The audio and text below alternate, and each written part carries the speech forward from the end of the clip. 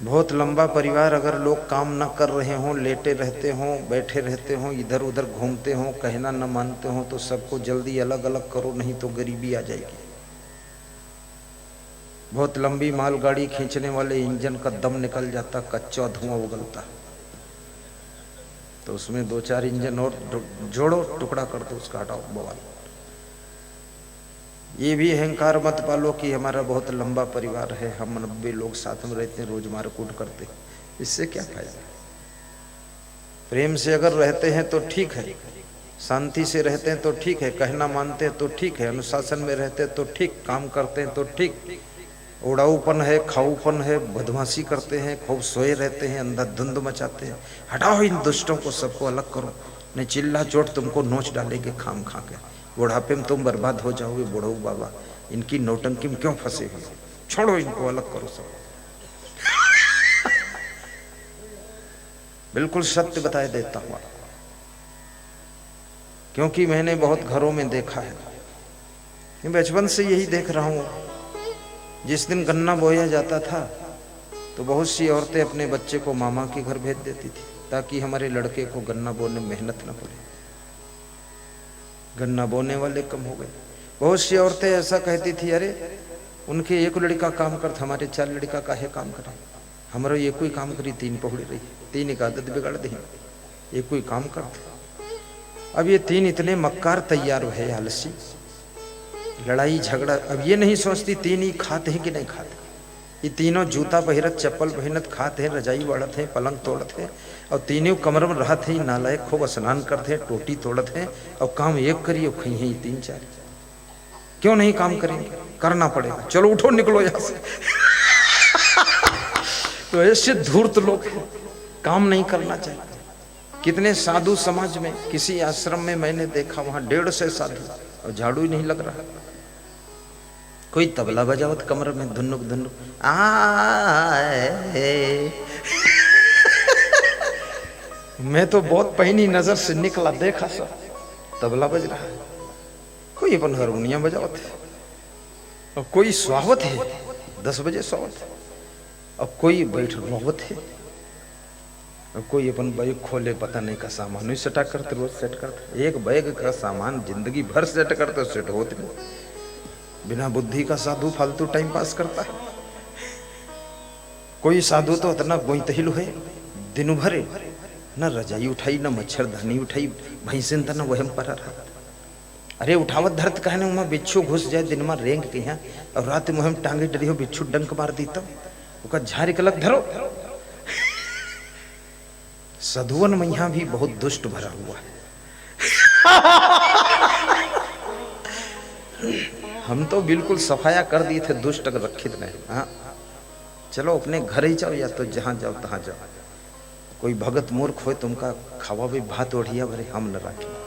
हाँ, भगत भी बहुत मूर्ख भरा हुआ है, महान नालायक साधु के सेवा करते, आलसी साधु, मक्कार साधु, जौन कपड़ा लपेट का आएगा कहा जय हो आरत हो आरत हो, और खोपड़ी भारत हो भारत हो।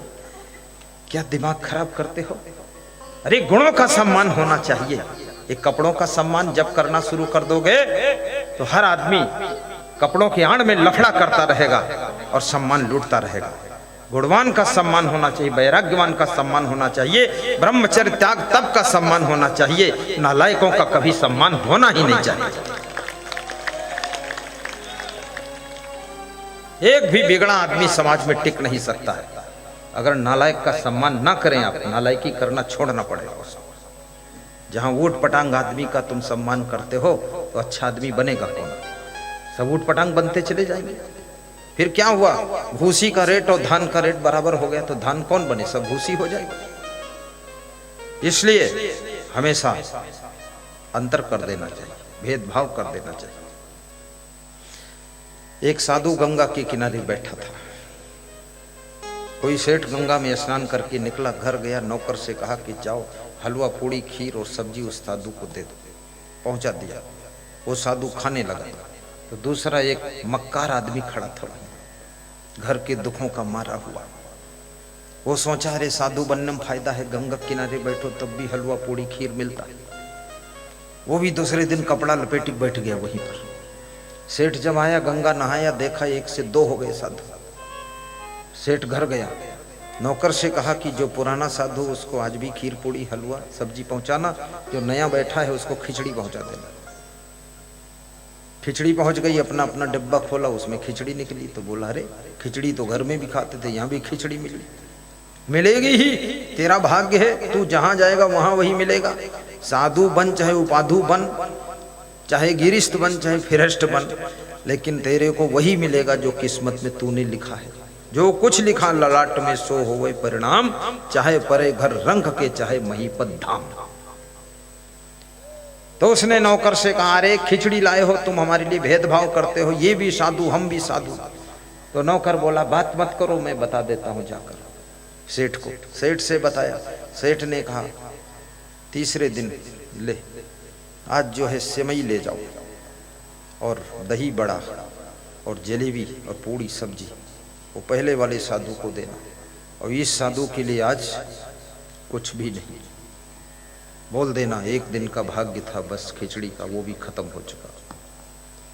जब उसको कुछ नहीं मिला, बोले ये क्या हुआ, हम भी तो साधु हैं। बोले बस यही हुआ, तुम्हारा अहंकार अभी नहीं गया है, न क्रोध गया है, न लोभ गया है।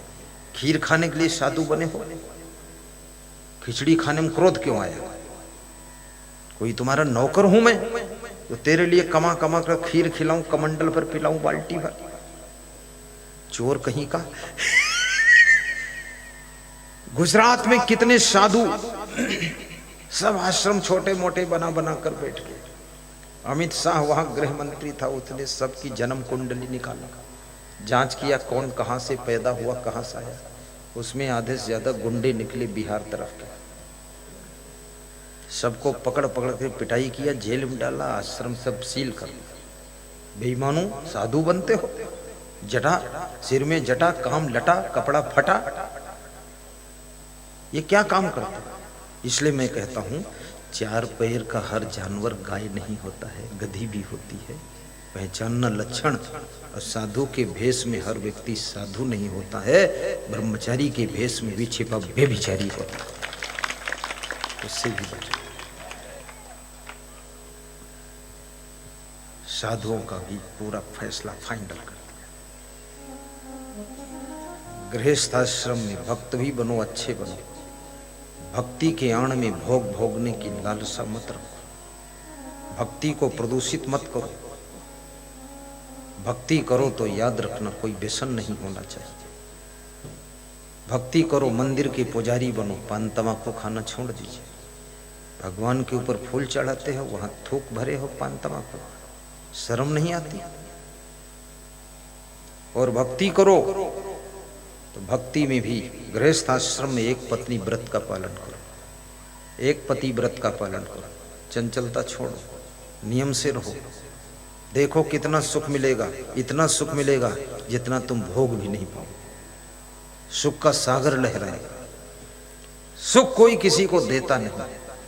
सुख आपके गुणों से आपको मिलता है, आपकी अच्छाइयों से मिलता है, आपके सद्गुणों सदाचार से मिलता है।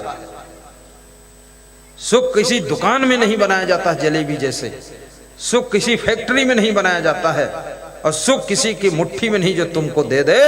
सुख के लिए तुमको ही कर्म की कलम अच्छी चलाना पड़ेगा, तो सुख का हो जाएगा जन्म।